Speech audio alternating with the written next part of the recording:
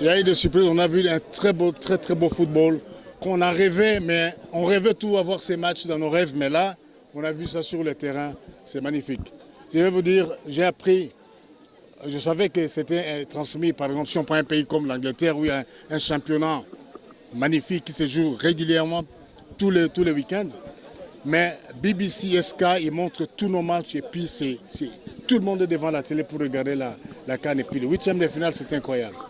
Donc on est très content que la qualité du jeu, la qualité des infrastructures et il ne faut pas oublier la qualité du public.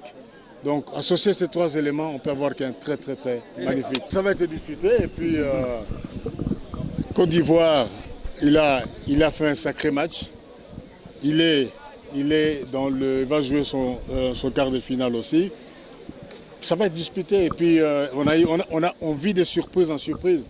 Mais ça nous montre, les gens disent que les grandes équipes de grandes nations sont parties. Non, c'est les petites soi-disant nations qui ont fait un effort de développement avec les moyens de développement qu'ils ont mis en place. Ceux qui ont travaillé sérieusement, les résultats sont là. Donc on voit les niveaux de développement de football en Afrique. L'écart s'est réduit entre les grandes nations.